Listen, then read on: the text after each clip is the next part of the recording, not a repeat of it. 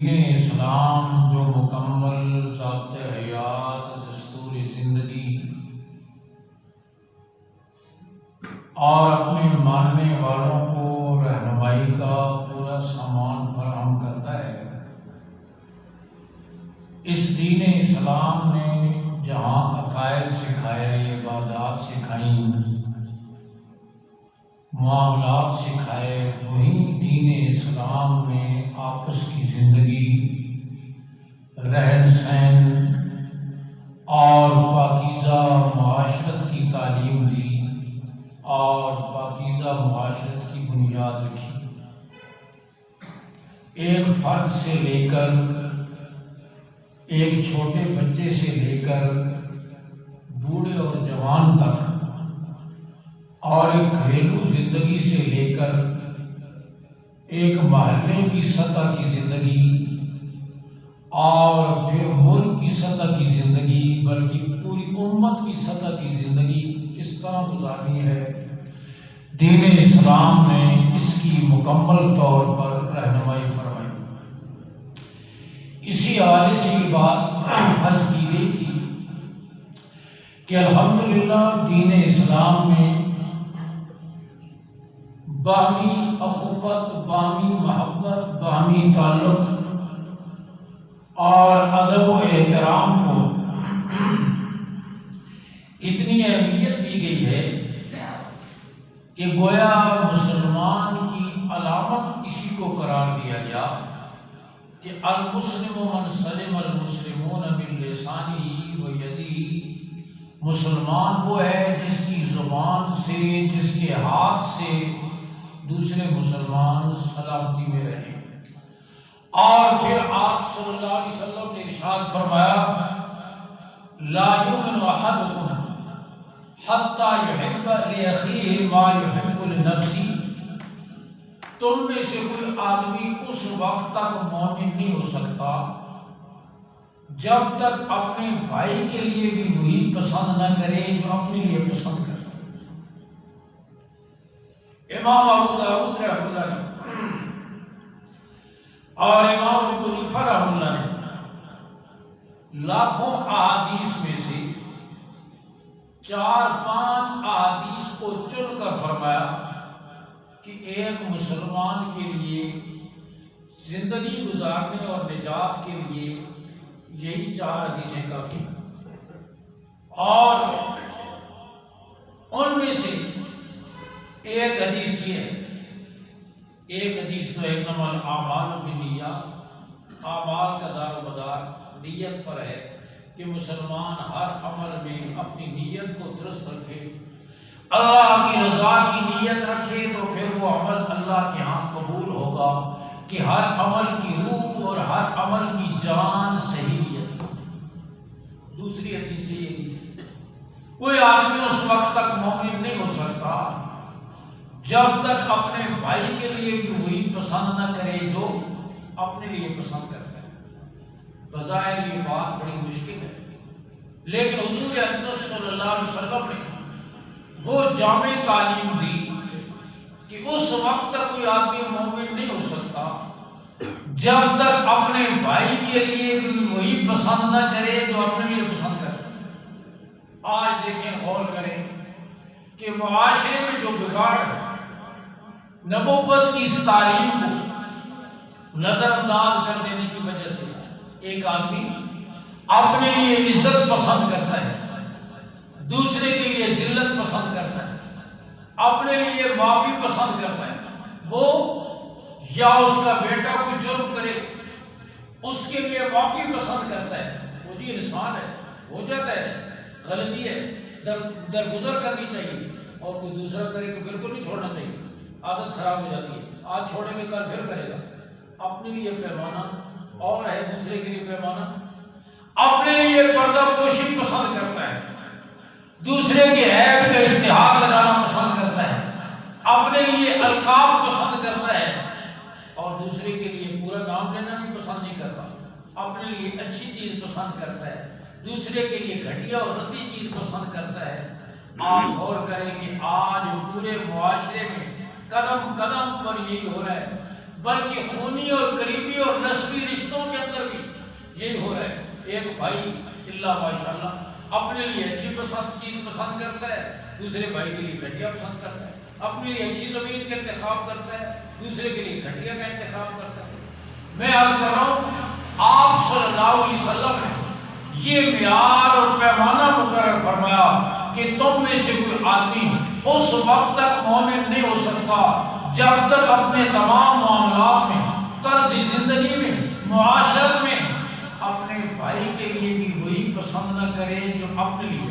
اگر کوئی معاملہ پیش آئے اپنے آپ اس کی جگہ پر رکھے کہ میں اگر اس کی جگہ پر ہوتا اپنے لیے کون سا راستہ، اپنے لیے کون سا طرز پسند کرتا جو اپنے لیے پسند کرتا وہی اپنے بھائی کے لیے پسند کرتا. آپ صلی اللہ علیہ وسلم نے پھر میں نے عرض کیا تھا ہر وہ چیز جو باہمی نفرت کا باعث بنے، دین اسلام نے اس کو گناہ نہیں بلکہ کبیرہ گناہ قرار دیا، اور جو محبت کا باعث بنے اس کو دین اسلام نے عبادت قرار دیا، ثواب کی چیز قرار دیا.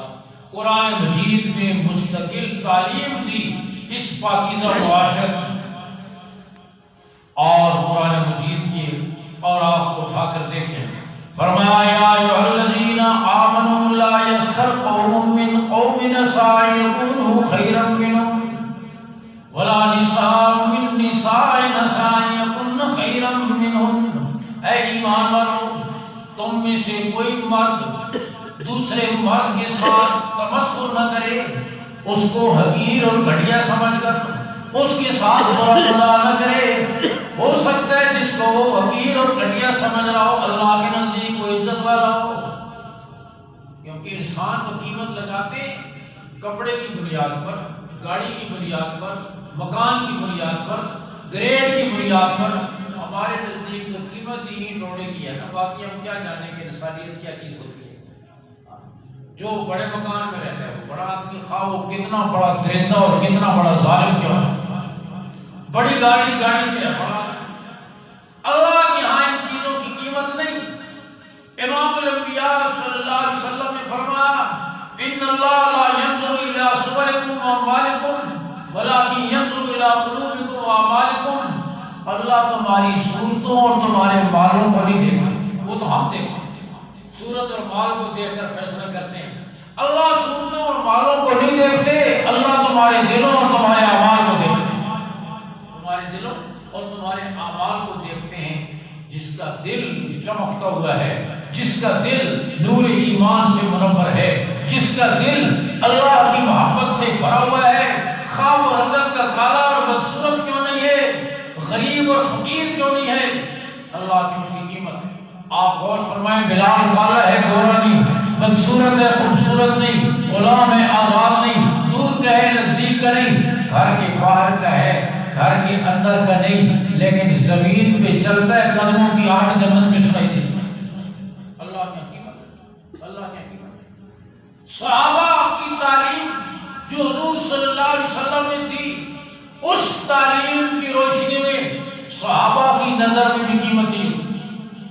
صدیق اکبر رضی اللہ عنہ گزر دیکھا کہ بلال کلمہ پڑھنے کے جرم میں اپنے کافر مالک سے پٹ رہا ہے، کافر مالک اس کو پیٹ رہا ہے، اور بلال کا جرم صرف اتنا ہے کہ بلال نے کلمہ پڑھا ہے، اسلام قبول کیا ہے. صدیق اکبر رضی اللہ عنہ کے دل پہ چوٹ لگی، اپنے آپ کو مخاطب کر کے کہنے لگے ابوبکر تیرا مال کس کام کا، تیرا یہ کالا بھائی پٹتا ہے، تیرا مال کس کام کا. کبھی مسلمان یہ سمجھتا تھا میرے مال میں مسلمان بھائی کا حق ہے، ہاں، اور میں اس حق کو ادا کروں. گئے کافر مالک کے پاس. آج ہم تو کہتے ہیں ہمیں کچھ ہے. کافر مالک سے کہا منہ مانگی قیمت دوں گا، بولو کتنے پیسے لیتے ہو، اس کو بیچ دو. اس نے کہا نہیں بیچا. خیال تھا کہ خرید کر آزاد کر دوں، کہا نہیں بیچا. کہا منہ مانگی قیمت دوں گا، بولو. کہا بیچتا ہی نہیں. صدیق اکبر فرمان کی چلو تبادلہ کرو، یہ تو ہے بھی کالا کلوٹا غلام.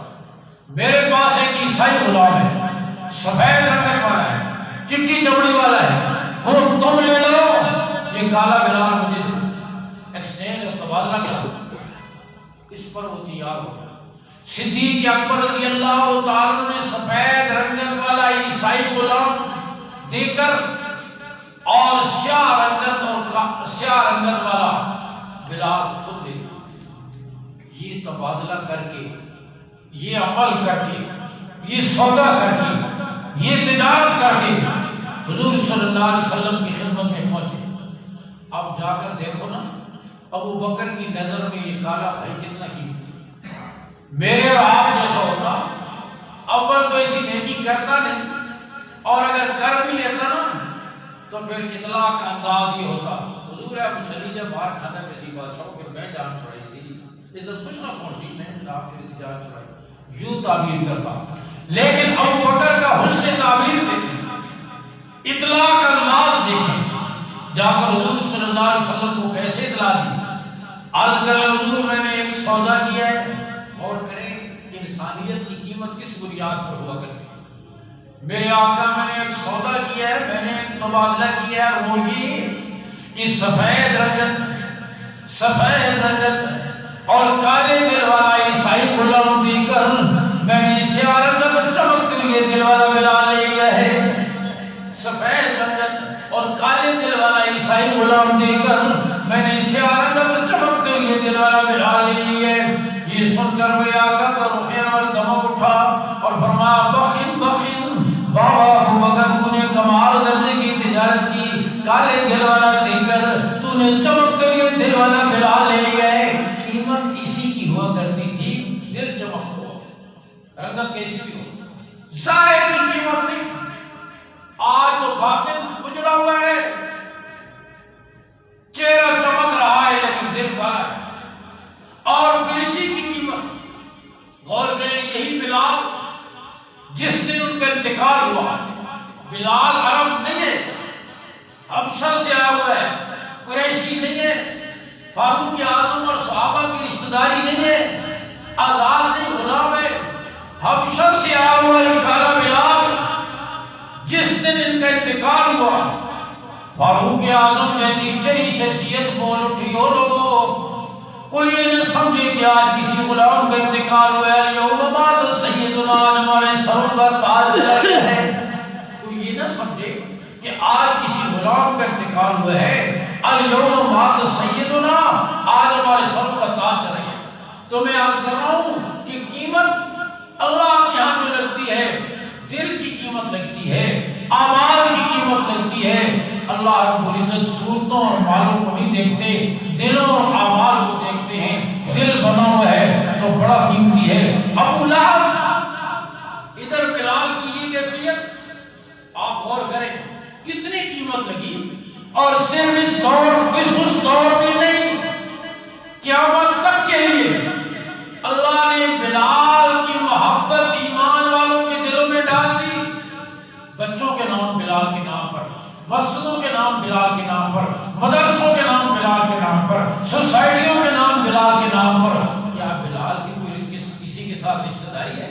ہماری قوم کا تھا، ہماری زبان کا تھا، ہمارے وطن کا تھا، کوئی خونی تعلق تھا؟ نہیں، ایمانی تعلق کی بنیاد پر قیامت تک کے لیے اللہ نے بلال کی محبت دلوں میں ڈال دی۔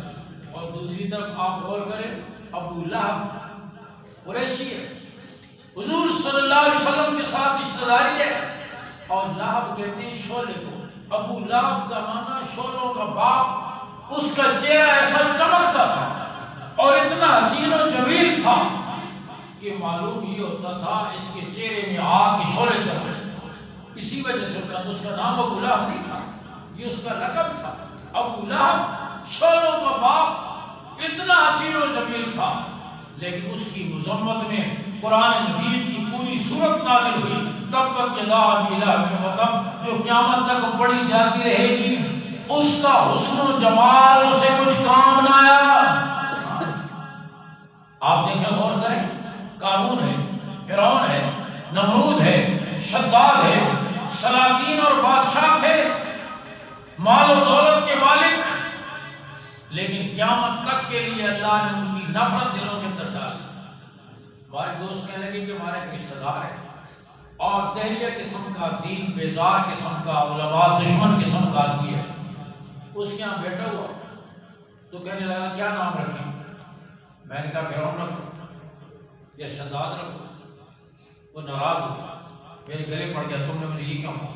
میں نے کہا دین سے ویسے تیرا تعلق نہیں ہے، تو دین کا دشمن ہے، دین سے دور ہے۔ تو فرعون بڑا بادشاہ تھا اور قارون بڑا مالدار تھا، شداد بڑا مالدار، قارون رکھ دو، شداد رکھ دو، فرعون۔ لیکن وہ دین بیدار شخص بھی اپنے بچے کا نام ان کے ناموں پر رکھنے کے لیے تیار نہیں۔ ابو جہل سردار تھا، مکہ کا بڑا سردار تھا، آج کسی کو کون ابو جہل گلے نہیں پڑے گا تمہارے۔ میں عرض کر رہا ہوں اللہ کے یہاں جو قیمت لگتی ہے وہ دل کی بنیاد پر، ایمان کی بنیاد پر لگتی ہے، صورت کی بنیاد پر، مال کی بنیاد پر نہیں لگتی۔ اس لیے فرمایا یا ایھا الذین آمنوا لا یسخر قوم من قوم عسى ان یکونوا خیرا منهم۔ وہی مرد دوسرے مرد کو حقیر سمجھ کر، گھٹیا سمجھ کر، نادار سمجھ کر اس کے ساتھ تمسخر نہ کرے۔ ہو سکتا ہے جس کے ساتھ یہ تمسخر کر رہا ہے اللہ کے ہاں وہ اس سے بہتر ہو، اس کی کوئی قیمت ہو۔ اور میں نے عرض کیا تھا پچھلی دفعہ، عبداللہ ابن مسعود رضی اللہ تعالیٰ اس امت کے بڑے فقیہ بھی ہیں، اس امت کے بڑے قاری بھی ہیں، اس امت کے بڑے فقیہ بھی ہیں اور امت کے بڑے قاری۔ اور ابو جہل کو انہوں نے واسطے جہنم کیا تھا۔ دو انصاری بچے اس پر حملہ آور ہوئے، اس پر، اس کے گھوڑے پر اس کو گرا دیا، زخمی کر دیا، مرنے کے قریب ہو گیا۔ عبداللہ ابن مسعود اس کے سینے پر چڑھ کر بیٹھے اور ابو جہل عبداللہ ابن مسعود سے کہنے لگا او بکریاں چرانے والے، آج تو سردار کے سینے پر چڑھ کر بیٹھے، بڑی جگہ پر آج تو بیٹھے بکریاں چرانے والے، کیا کرے گا میرے ساتھ؟ انہوں نے کہا تیری گردن کاٹ کر میں حضور کے سامنے پیش کروں۔ میں کہا بکریاں چرانے والے، آج تو سردار کے سینے پر بیٹھے۔ انہوں نے کہا اخذاک اللہ یا عدو اللہ، اللہ کے دشمن، اللہ نے تجھے ذلیل کیا ہے اور اللہ نے مجھے تجھ پر مسلط کیا ہے۔ بکریاں چرانے والے غریب قسم کے، لیکن آپ غور کریں عبداللہ ابن مسعود رضی اللہ تعالیٰ کی کتنی قیمت لگی، مسجد نبی میں بیٹھے ہوئے قرآن کی تلاوت کر رہے ہیں، حضور اقدس صلی اللہ علیہ وسلم ادھر سے تشریف لے گئے، حضرات شیخین ابو بکر و عمر رضی اللہ عنہ ساتھ ہیں، آپ نے ابن مسعود کی تلاوت سنی، میرے آقا نے فرمایا جو قرآن اس طرح پڑھنا چاہے جیسے میرے رب نے نازل کیا ہے تو یوں پڑھے جیسے ابن مسعود پڑھ رہے ہیں، اس لیے کہ جیسے قرآن میرے رب نے نازل کیا ہے اس کے پڑھنے کا طریقہ بھی اللہ نے نازل کیا ہے۔ یہ نہیں کہ پنجابی میں پڑھتا رہے، پٹھان پشتو میں پڑھتا رہے، سراکی میں پڑھتا رہے، کشمیری لہجے میں پڑھتا رہے۔ قرآن میرے رب نے نازل کیا ہے تو اس کے پڑھنے کا طریقہ بھی اللہ نے نازل کیا۔ تو ابن مسعود پڑھا، لیکن کمزور سا بدن، دبلی پتلی ٹانگیں، لباس میسر نہ ہوتا تھا حضرات صحابہ کرام کو، اور ٹرک باندھا ہوا ابن مسعود نے تیمم بھی آدھی پنڈلی تک پہاڑی پر چڑھنے، صحابہ نے ان کی دبلی پتلی پنڈلیاں دیکھی، ان کی ہنسی نکل گئی۔ حضور اقدس صلی اللہ علیہ وسلم نے دیکھ لیا کہ یہ ابن مسعود کی پتلی پنڈلیوں پر ہنس رہے ہیں۔ آپ صلی اللہ علیہ وسلم نے فرمایا تم ابن مسعود کی پتلی پنڈلیوں پر ہنستے ہو، کل عمل کے ترازو میں ابن مسعود کا وزن پہاڑوں سے بھی زیادہ ہوگا، عمل کے ترازو میں ابن مسعود کا وزن پہاڑوں سے بھی زیادہ ہوگا۔ اور دنیا میں بڑے بھاری بھرکم بدن والے جن کی آمد پر ہٹو بچو کی صدا ہوا کرتی تھی، روٹ لگ جایا کرتے تھے جن کی آمد پر، کل عمل کے ترازو میں ان کا وزن مچھر کے پر جتنا بھی نہیں ہوگا۔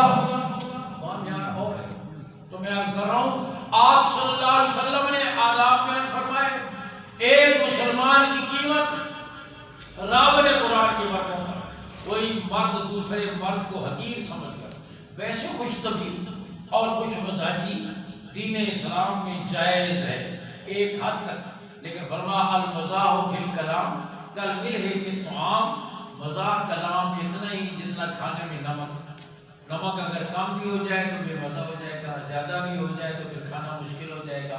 فرمایا اور وہ بھی ایسا پاکیزہ مزاح جس میں کوئی جھوٹ نہ ہو، ایسا نہیں جیسے فرسٹ اپریل کو لوگ کرتے ہیں، فرسٹ اپریل فول کتنوں کی جان ہی چلی جاتی ہے، اس طرح کا مزاح جس میں کسی کی حقارت ہو، کسی کا نقصان ہو، کسی کو گالی گلوچ ہو، کوئی بے حیائی کی بات ہو، ایسا مزاح جائز نہیں۔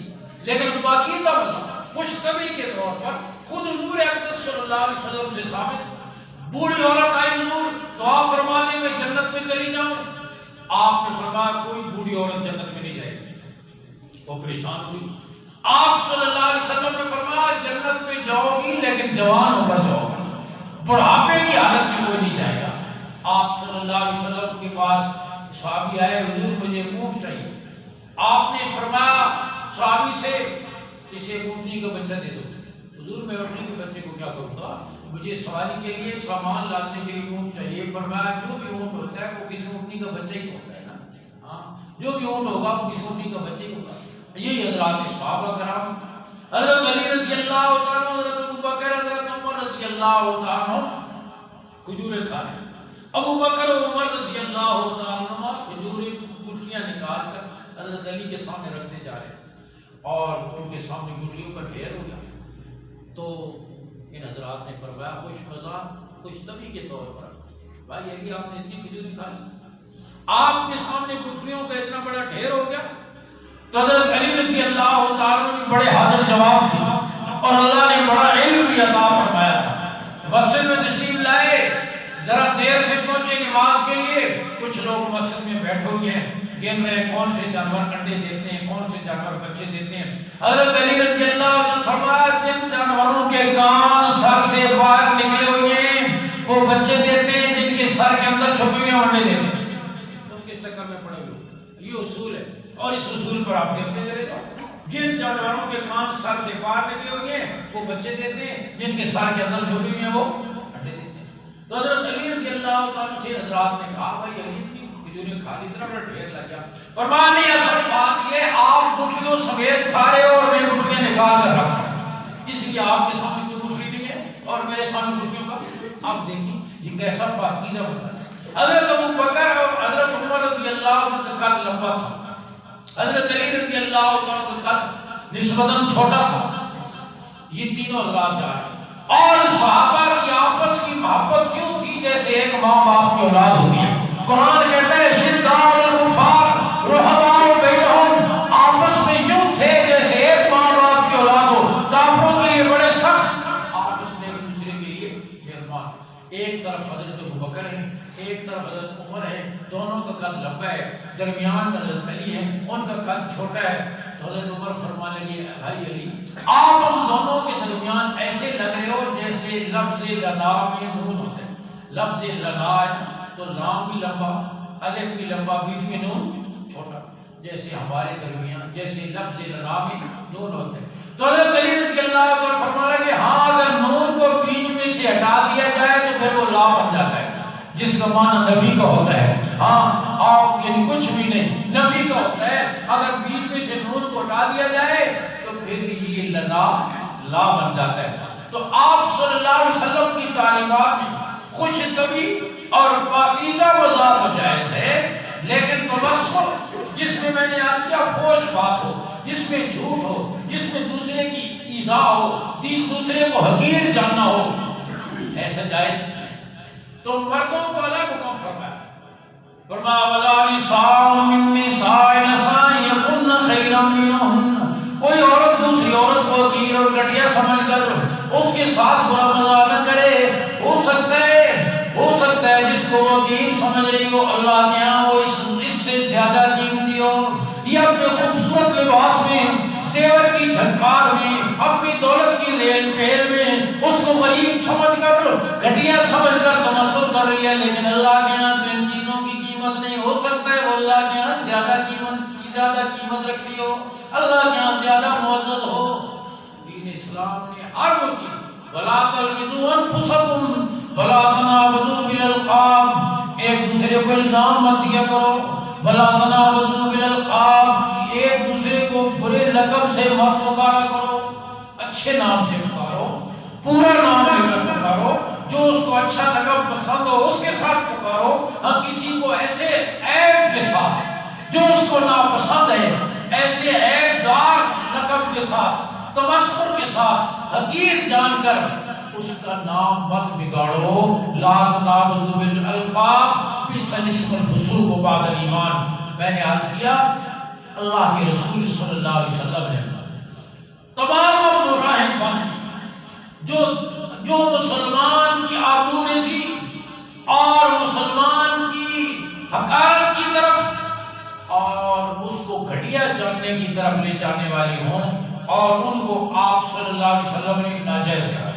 عام مسلمان یہ حق جانا پڑے گا، اور پھر عام مسلمانوں میں پھر جیسے جیسے تعلق بڑھتا جاتا ہے حق بھی بڑھتا جاتا ہے۔ آپ صلی اللہ علیہ وسلم نے پڑوسی کا حق بیان کرا۔ آپ صلی اللہ علیہ وسلم نے فرمایا ما زال جبریل یوصینی بالجار حتی ظننت انہ سیورثہ۔ جبریل جب بھی میرے پاس آئے، جبریل جب بھی میرے پاس آئے اور مسلسل بار بار مجھے پڑوسی کے حقوق کی تاکید کرتے رہے، اور جبریل آپ صلی اللہ علیہ وسلم پر کتنی دفعہ آئے؟ محدثین کہتے ہیں انبیاء سابقین میں سے کسی پر پوری زندگی میں وہی نازل ہوئی 9 دفعہ، کسی پر 10 دفعہ، کسی پر 18 دفعہ، کسی پر 20 دفعہ، زیادہ سے زیادہ 50 دفعہ، اور رحمت دو عالم صلی اللہ علیہ وسلم پر 23 سال کا عرصہ جو بعثت کا تھا اور نزول بیت کا تھا، 23 سال کے عرصے میں آپ پر 9000 دفعہ وحی نازل ہوئی، 9000 دفعہ وحی نازل، اور یہ مشقت بھی آپ نے امت کے لیے اٹھائی۔ صحابہ فرماتے ہیں بعض اوقات سخت سردی کے موسم میں آپ پر وحی نازل ہوتی، اس وحی کے ثقل کی وجہ سے آپ کا جسم مبارک پسینے کی وجہ سے نچڑ جایا کرتا ہے، اور یوں معلوم ہوتا تھا کہ گویا آپ کی پیشانی مبارک سے پسینہ ابھر رہا ہے۔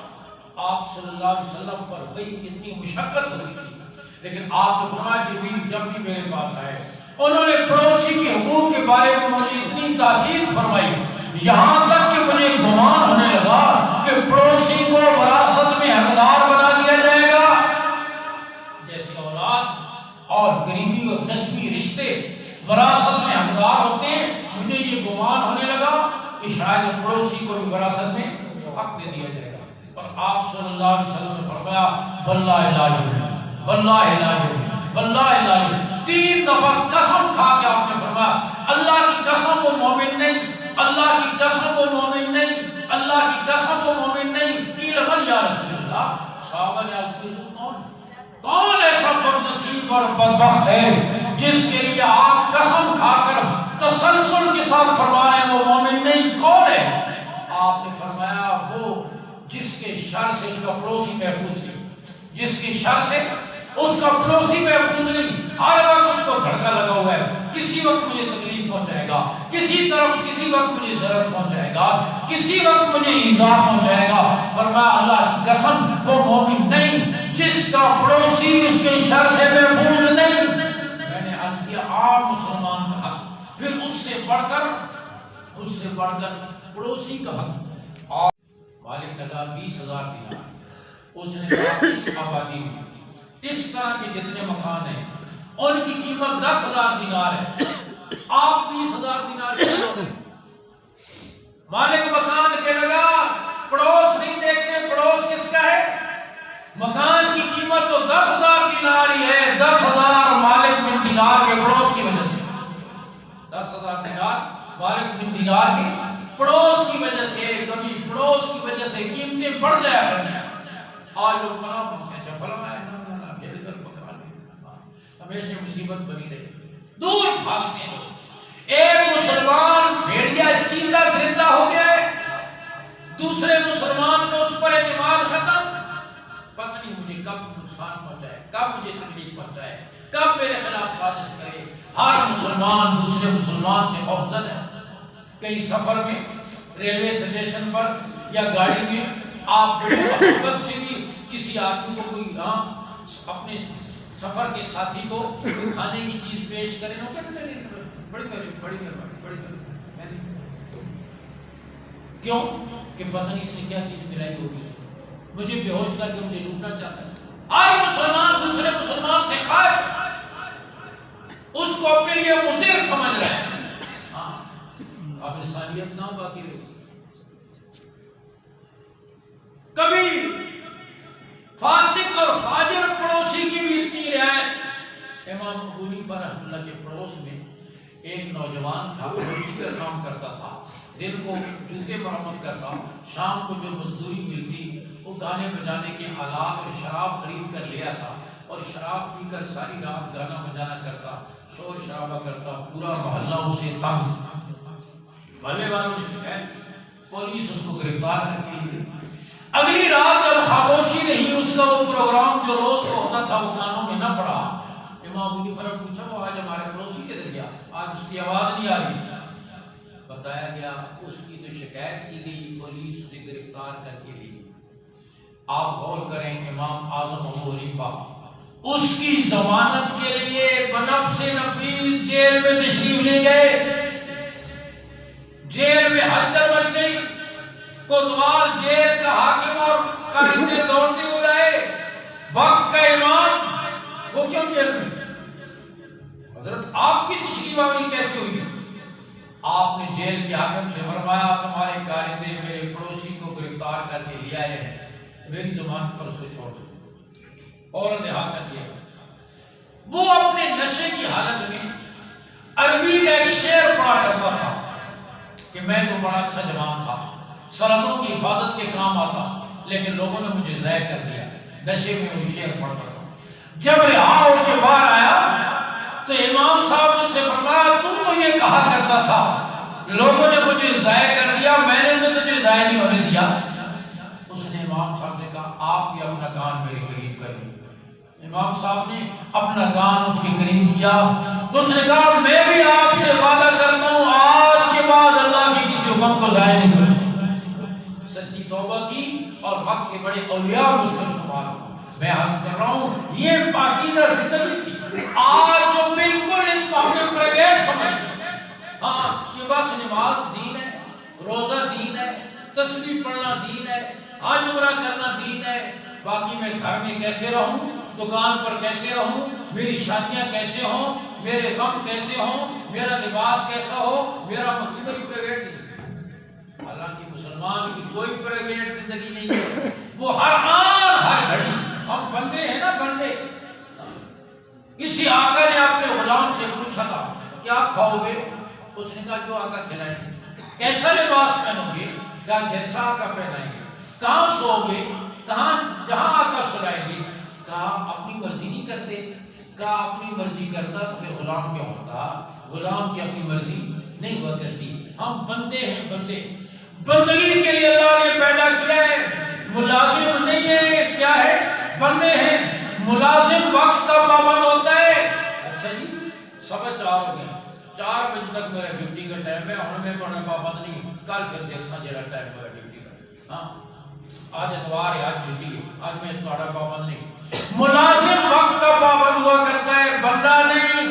بندہ دن کو بھی بندہ ہے، رات کو بھی بندہ ہے، دکان پر بھی، مسجد میں بھی، کھیت میں بھی، دفتر میں بھی، رمضان میں بھی، رمضان کے بعد بھی، صحت میں بھی، بیماری میں بھی، ہر گھڑی وہ بندہ ہے۔ اور بندہ بندگی کرتے ہوئے اپنے خالق اور مالک کے حکم کو دے کر چلے۔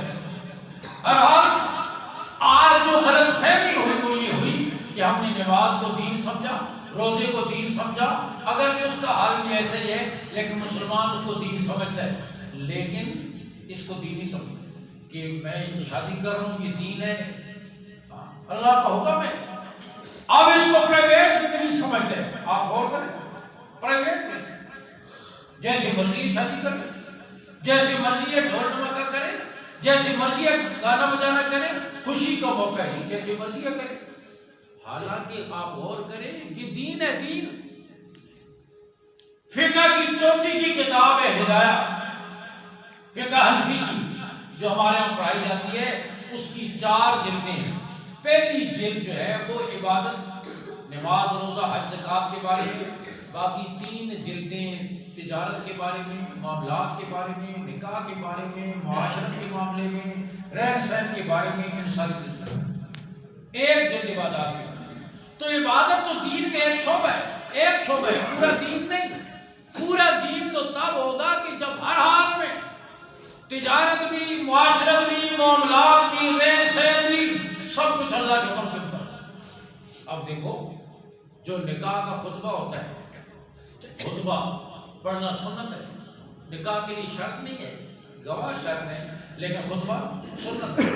اب جو خطبہ پڑھا جاتا ہے تو خطبے میں کون سی آیات پڑھی جاتی ہیں اور کیوں پڑھی جاتی ہیں؟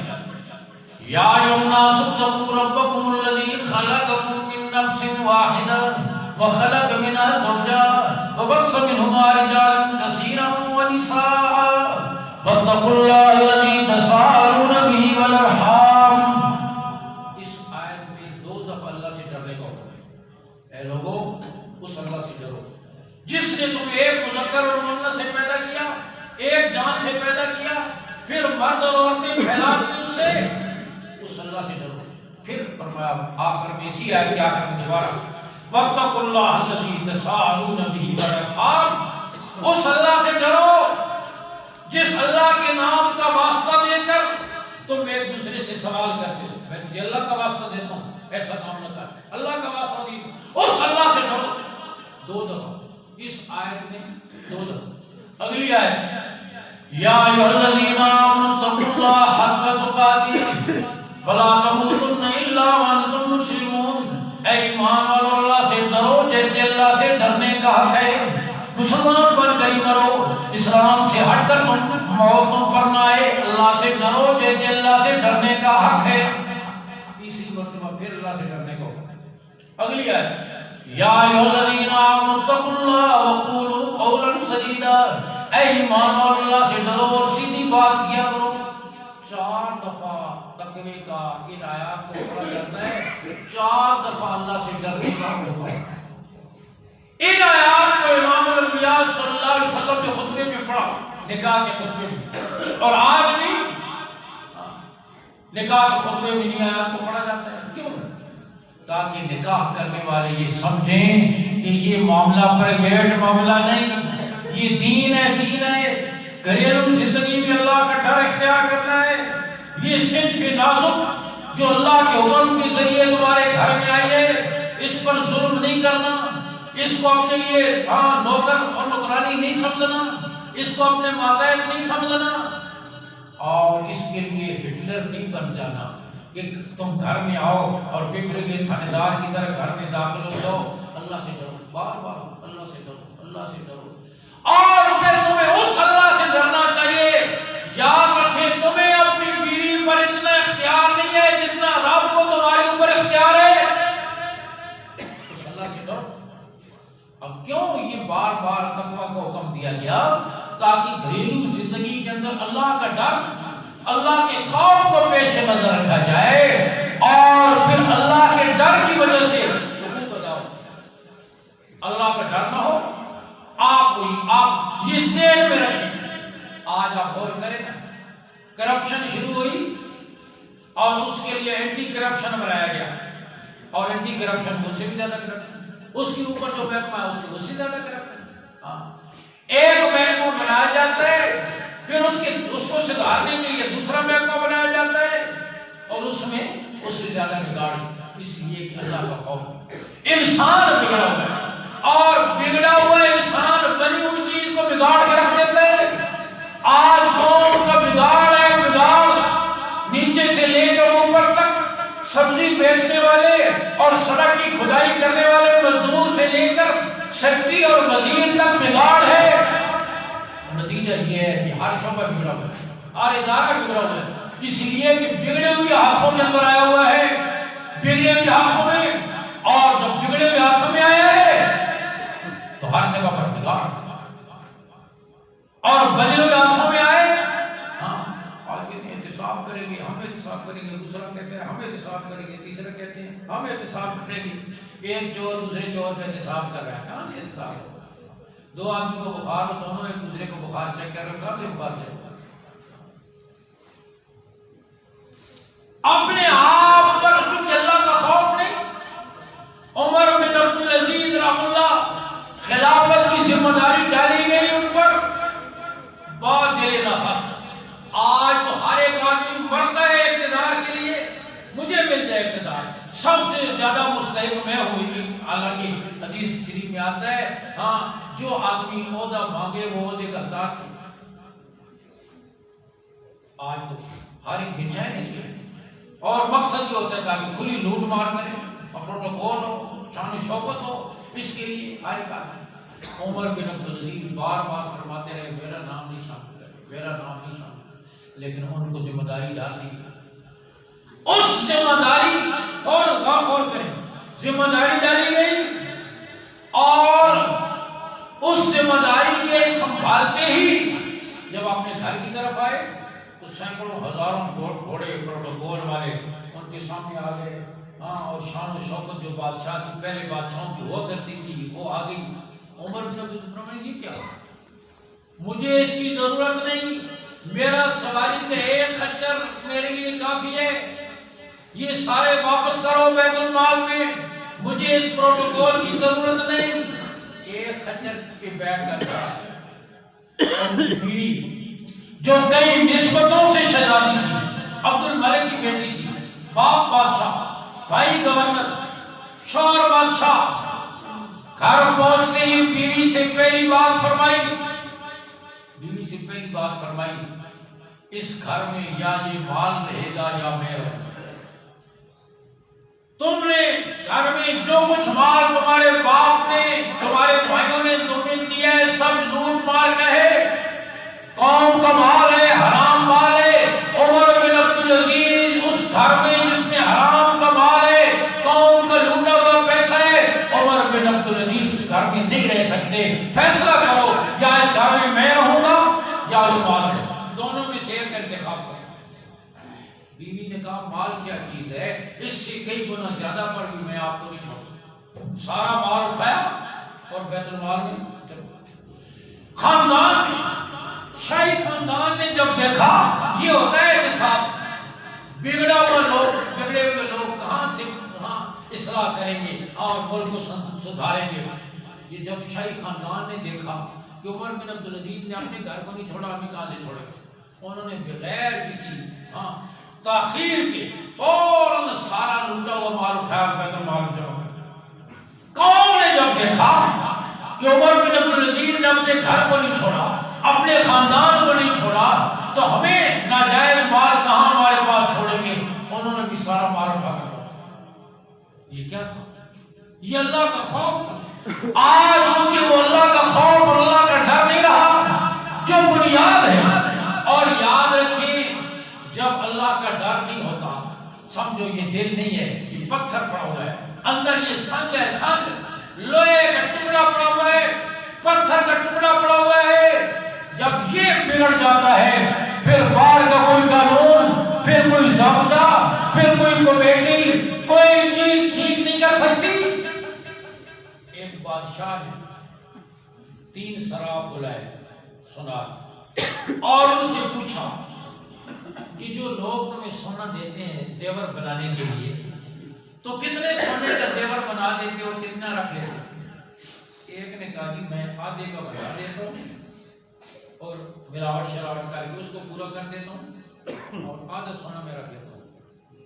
دوسرے نے کہا کہ میں 2 حصے اپنے پاس رکھ لیتا ہوں اور تیسرے حصے کا زیور بنا کر اس کو میں وزن پورا کر کے دے دیتا ہوں۔ تیسرے نے کہا میں سارے رکھ لیتا ہوں، زیور میں اس کو بنا دیتا ہوں، سونا میں سارے رکھ لیتا ہوں۔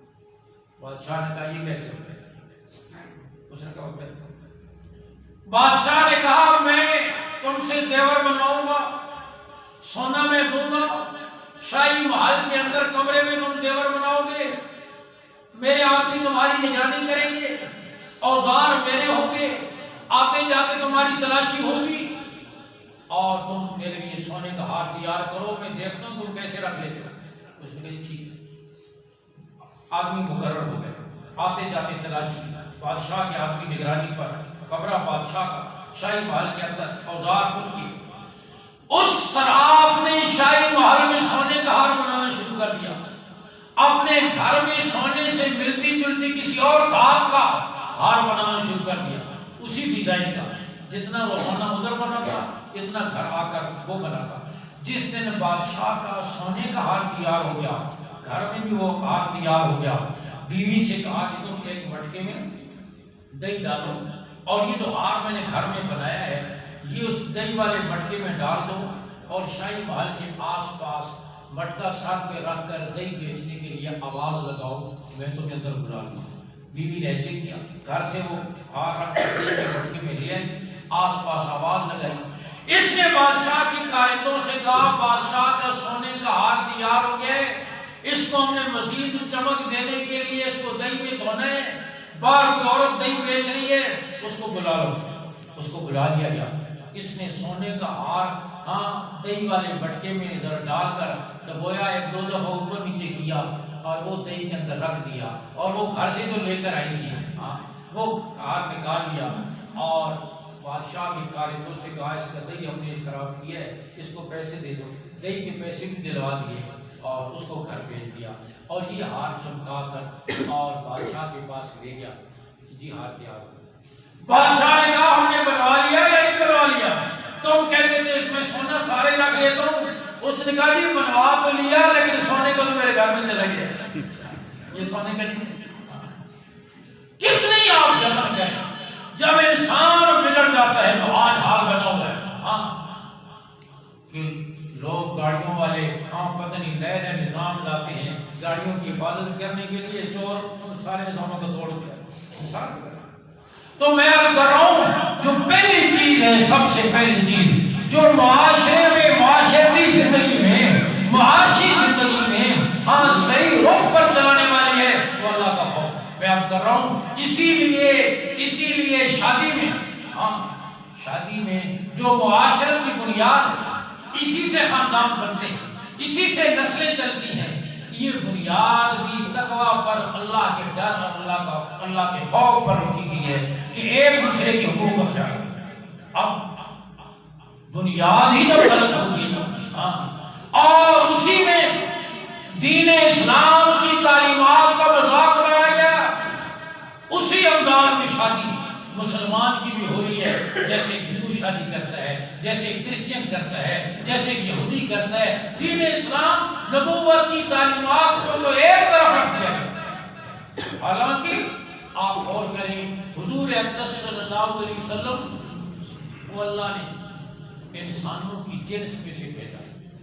آپ صلی اللہ علیہ وسلم بشر ہیں، انسان ہیں، لیکن بشر ہونے کا یہ مطلب نہیں ہے کہ آپ ہماری طرح ہیں، یہ ذہن میں رہے۔ زعفران بھی گھاس ہوتی ہے، عام آدمی بھی گھاس ہوتی ہے، عام قسم کی گھاس بھی، لیکن زعفران گھاس 6 لاکھ روپے کلو، وہ بھی مقبوضہ کشمیر ملتی اور ہم میں گلی ہوئی۔ یاقوت بھی پتھر ہے، عام بھی پتھر ہے۔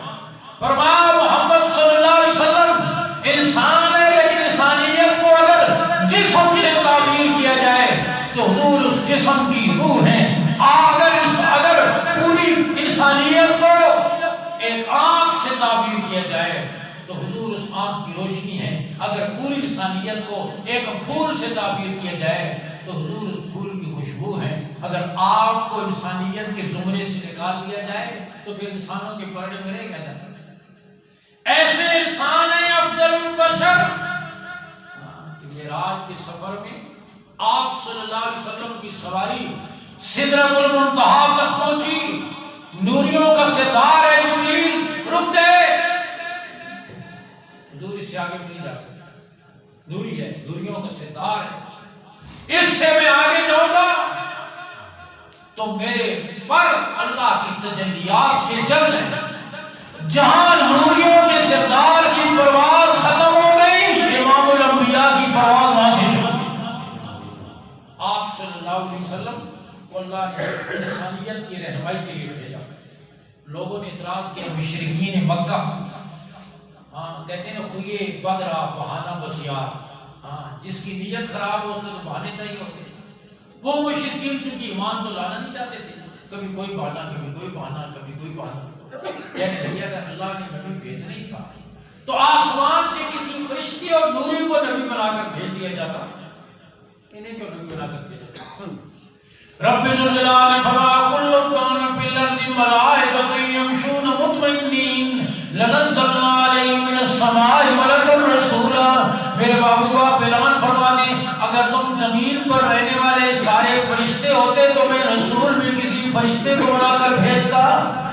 زمین پر رہنے والے تم سارے انسان انسان ہی انسان کی رہنمائی کر سکتا ہے، غیر جن سے استفادہ حضور اقدس صلی اللہ علیہ وسلم پر وحی لے کر آتے تو آپ صلی اللہ علیہ وسلم کے قلب مبارک کو کتنی دفعہ نکال کر دھویا گیا، وحی کو برداشت کرنے کی صلاحیت پیدا کی گئی۔ اور پھر بھی میں پہلے عرض کر چکا ہوں آپ پر وحی نازل ہوتی تو سخت سردی میں بھی آپ کا جسم نچڑ جاتا تھا پسینے سے، غیر جن سے استفادہ آسان نہیں۔ اللہ نے فرمایا تم رہنے والے انسان ہو، آپ کے نکاح ہوئے، صحابہ کو نمونہ ملا نکاح کیسی کرتے ہیں، آپ کی بیٹیوں کے نکاح ہوئے، صحابہ کو نمونہ ملا، آپ کے عزیز و اقارب کا انتقال ہوا، صدمے آئے، صحابہ کو نمونہ ملا، آپ پر بخار ہوا، آپ صحابہ کو نمونہ ملا، آپ پر جادو ہوا، بخاری کی روایت ہے یہودیوں نے آپ پر جادو کیا اور وہ جادو چل گیا، 6 مہینے تک اس جادو کے اثرات رہے، پھر اللہ نے فرشتوں کو بھیجا، سورۃ الفلق اور سورۃ الناس یہ دونوں آیتیں نازل ہوئی، 11 آیتیں، اور وہ جادو جو یہودیوں نے کیا تھا کنگھی کے دندانوں میں اور سوئی میں گرے لگا کر ایک کنویں کی منڈیر پر اس کو دفن کیا گیا تھا، آپ فرشتوں نے رہنمائی کی، آپ صحابہ کو ساتھ لے کر تشریف لے گئے، وہ کنویں کی پتھر اٹھایا، نیچے سے وہ نکلا، 11 گرے لگی ہوئی تھی اور یہ 11 آیتیں نازل ہوئی، ایک ایک آیت آپ پڑھتے گئے، ایک ایک گرہ کھولتے گئے، اس جادو کے اثرات ختم ہو گئے۔ آپ پر بھوک آئی، صحابہ کو نمونہ ملا، آپ کی بیٹیوں کی رخصتی ہوئی، امت کو نمونہ ملا، بیٹی کو کیسے رخصت کریں۔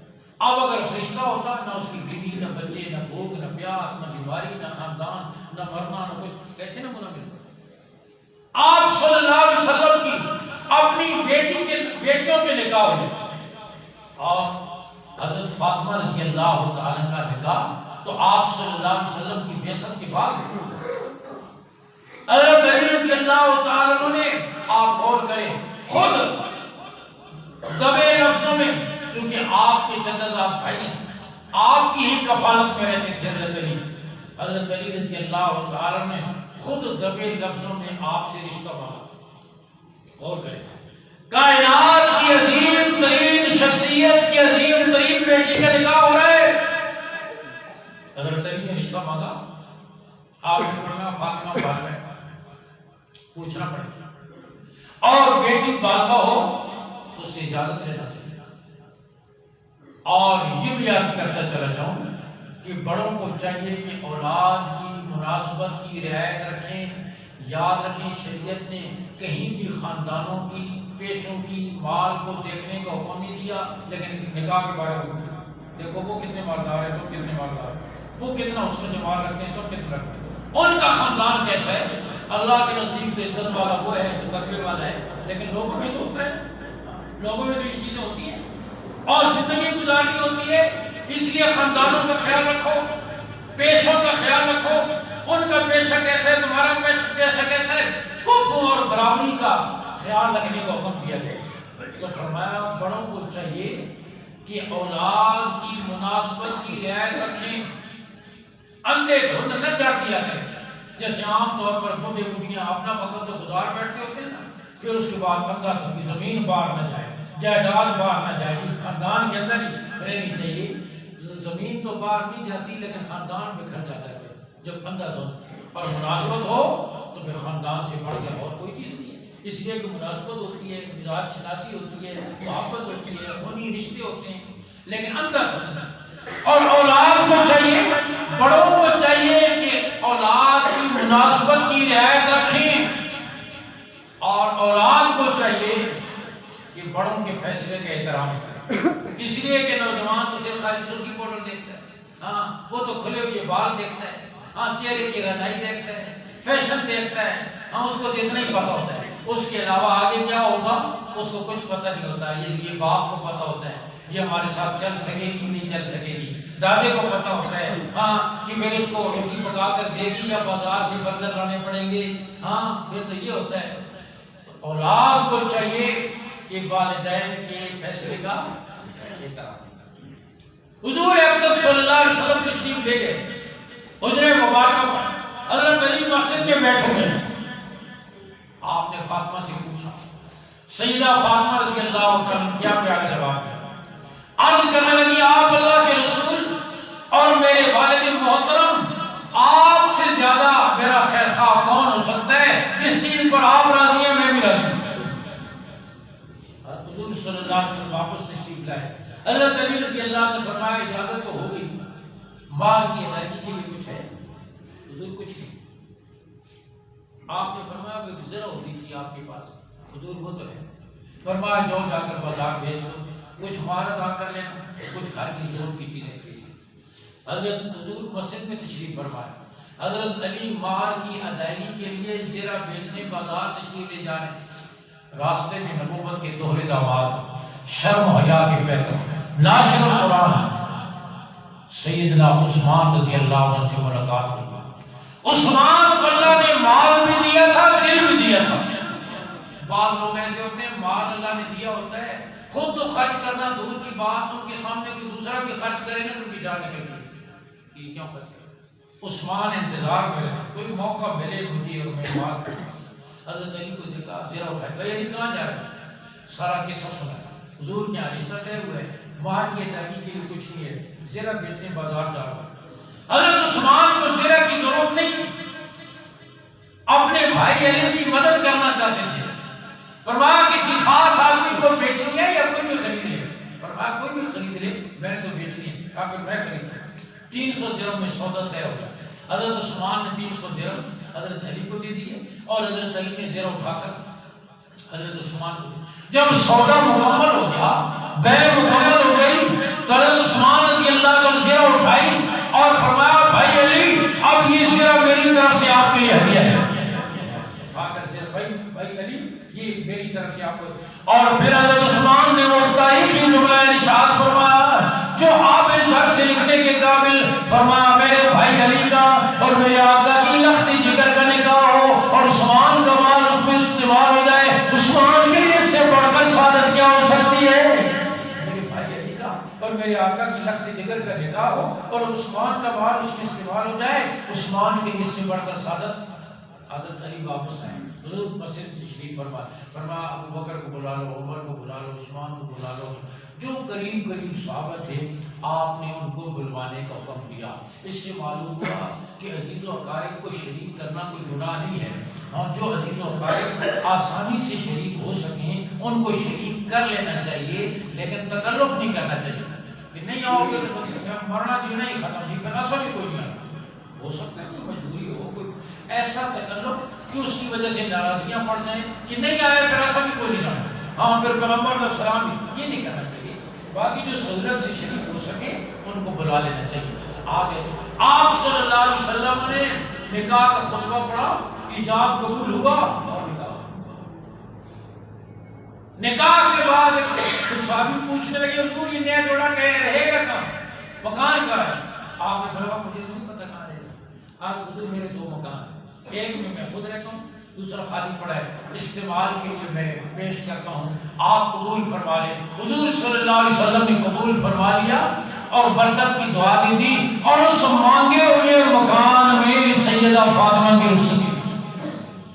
آپ چاہتے تو فاطمہ کے نکاح میں جنت کے جوڑے آ سکتے تھے، جنت کے زیور آ سکتے تھے، لیکن کل امتی یہ کہتا میں اس سنت کو کیسے پورا کروں؟ نبی کی بیٹی کے نکاح میں تو ایسے جوڑے آ گئے، ایسا زیور آ گیا، میں اس سنت پر کیسے عمل کروں؟ آپ نے اتنی سادگی سے رخصت فرمایا کہ امت کا ہر فرد اس سنت پر عمل کر سکتا۔ میں نے آج کیا، آج وہ پاکیزہ معاشرت نظروں سے اوجھل ہو گئی، ہندوؤں کے ساتھ رہنے کی وجہ سے خوشیوں میں بھی ان کی رسمیں، غموں میں بھی ان کی رسمیں، ہندوؤں کی رسمیں، یہ جو تیجا 7واں 40واں یہ کوئی دین اسلام ہے؟ اسلام میں تو کوئی نہیں۔ آپ نے آج تک کسی نے سنا ہو تو مجھے بتائیں، حضرت عمر کا تیجا ہوا، حضرت صدیق اکبر رضی اللہ عنہ کا 40واں ہوا، حضرت عثمان رضی اللہ عنہ کا 10واں ہوا، ہاں، اور حضرت علی رضی اللہ عنہ کی 7 جمراتیں ہوئی. کسی نے بولو خود آپ کہتے ہیں نکاح کے بعد جب اعلان کرتے ہیں تو کیا کہتے ہیں؟ پرسوں اس کی رسم کھولو، پرسوں اس کی رسم کھولو. کہہ رہے ہیں فرض ہے، نہ واجب ہے، رسم ہے، لیکن فرض سے زیادہ اس کی ہوئی ہے. یہ رسم کہاں سے؟ شریعت میں تو نہیں ہے. اور پھر یہ بھی میں عرض کرتا ہوں یہ معاشی منصوبہ بندی ہے. تو اسی بھی مولویاں پوچھتی تو نہیں ہونا ویسے جب تک کوئی بڑے نہیں کا دروازہ بتا دیا کرو، بعد میں تلاش کرتے دقت ہوتی ہے. ہاں کبھی کسی نے پوچھا کوئی آج شادی آپ کی دعوت ہے بھائی کھائیں، یہ ختم ہے جی آج دعا کریں کسی آ جائے روٹی میں. یہ معاشی منصوبہ ہوتی ہے. ایک تیجا ہوتا ہے، پھر 7واں ہوتا ہے، پھر 10واں ہوتا ہے، پھر 40واں ہوتا ہے. اتنی دیر میں تو اور مر جاتا ہے. یہ سارا سال چلتے ہی رہتے ہیں. یہ رسمیں بھی شریعت میں تو ایصال ثواب ہے، اور اہل سنت کا عقیدہ ہے ایصال ثواب جائز ہے، بالکل مرنے والے کو فائدہ ہوتا ہے اور اتنا آسان ہے کہ ہر آدمی کر سکتا ہے. یہاں سے مسجد سے جاتے ہوئے آپ گھر تک 20 دفعہ سورہ اخلاص پڑھ کر اپنی مرحومہ والدہ کو ایصال ثواب میں تو پہنچے گا یا نہیں پہنچے گا؟ بولو. 100 دفعہ کلمہ طیبہ پڑھ لو جاتے ہوئے، پہنچے گا یا نہیں پہنچے گا؟ یہ ہم نے آپ کو چکر میں ڈالا ہے تاکہ آپ ہمارے پھنسے رہیں. کہ تھوڑا سا کھانا سامنے رکھو، پھر مولوی کچھ ہے، پہلے پورا قرآن پڑھ لیا وہ کافی نہیں ہوا، پھر کچھ آیتیں سامنے رکھ کر کھانا پڑی جاتی ہیں تاکہ پتہ چلے جب تک ڈرائیور نہیں ہوگا گاڑی چلے گی جائے. اور آگے ایصال ثواب. یہ رسمیں بھی ہندوؤں کی ہیں. شریعت میں تو ایصال ثواب ہے. صبح کرو، شام کرو، پہلے دن کرو، دوسرے دن کرو، ہر وقت کرو. الحمدللہ صحیح نیت سے کرو گے تو اہل سنت کا عقیدہ ہے ثواب پہنچتا ہے، فائدہ ہوتا ہے، ضرور کرنا چاہیے. لیکن رسموں میں پڑھو گے تو پھر دیکھیں تو روز روز نہیں پکا سکتے، آپ کے لیے کتنی مشکل ہو جائے. لیکن سورہ اخلاص تو آپ روز پڑھ سکتے ہیں، سورہ فاتحہ تو روز پڑھ سکتے ہیں، کلمہ طیبہ تو روز پڑھ سکتے ہیں. دیر نہیں پکا سکتے، کوئی بات نہیں. آپ کسی غریب طالب علم جو قرآن یاد کر رہا ہے، ایک قرآن اس کو خرید کر دے دو، اس پر قرآن پڑھو. پورے حفظ کے دوران جو بچے قرآن پڑھتے ہیں، ایک قرآن اوسطاً روزانہ پڑھتے ہیں، جو 2.5 سال میں روزانہ آپ کے والدین کو ایک قرآن کا ثواب ملتا ہے. ساری زندگی آپ کو قرآن پڑھائے گا، ساری زندگی ثواب ملتا رہے گا. آپ کے لگے 500 روپے، ایک آپ نے قرآن مجید کا نسخہ خریدا، پیدا کتنا؟ میں نے عرض کیا آج ان رسموں کی وجہ سے ہمارا جینا بھی مشکل ہو گیا، ہمارا مرنا بھی مشکل. یہی حال ہے خوشیوں میں ایسی رسمیں عجیب و غریب قسم کی. اور پھر اس موقع پر ہم اپنے بھڑاس نکالتے ہیں. اس کی وجہ سے معاشرتی زندگی بگڑ جانے کی وجہ سے چولے جاتے ہیں. اور جیسے میں نے پچھلی دفعہ عرض کیا تھا، جس قوم کی معاشرت بگڑ جاتی ہے سب کچھ بگڑ جاتا ہے. سمجھو اس کی چول ہل گئی، پھر عبادت بھی ٹھکانے نہیں رہتی، معیشت بھی ٹھکانے نہیں رہتی. معاشرت یہ بنیاد ہے اور حضور اقدس صلی اللہ علیہ وسلم نے اسی لیے تعلیم دی ہے. گھریلو زندگی میں معاشرتی زندگی رہن سہن خوشی کیسے کرنی ہے.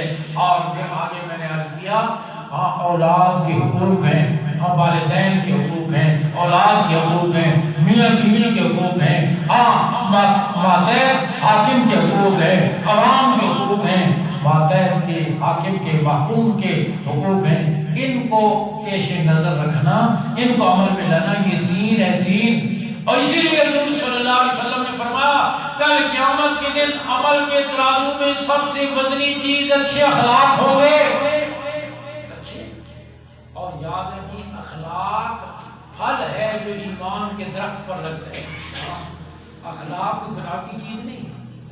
جیسے یہ روسٹرسن کو سکھایا جاتا ہے نا، یا دیگر اور بہت سے کیسے لوگوں کو سمائل سکھایا جاتا ہے کہ دوسرے آدمی کو اپنی مسکراہٹ سے کیسے ذرا سا ان کو کہہ دے نا ناگواری والی بات ہو، پھر اصل جب ان کا چہرہ سامنے آتا ہے نا وہ اخلاق کا میک اپ سارا اتر جاتا ہے. تو یاد رکھیے اخلاق بناوٹ کا نام نہیں، اخلاق ایمان کا ثمر ہے. جب مومن دین پر چلتا ہے نیک اعمال کا پھل لگتا ہے، ایمان کے درخت ایک اعمال کی ٹہنیاں پھول لگتے ہیں، اس درخت پر پھر اچھے اخلاق کا پھل آتا ہے۔ اخلاق سب سے آخر میں آتا ہے، اچھے اخلاق کا پھل آتا ہے، اور وہ ایمان کے ثمر کا نتیجہ ہے۔ اللہ ہم سب کو توفیق دے۔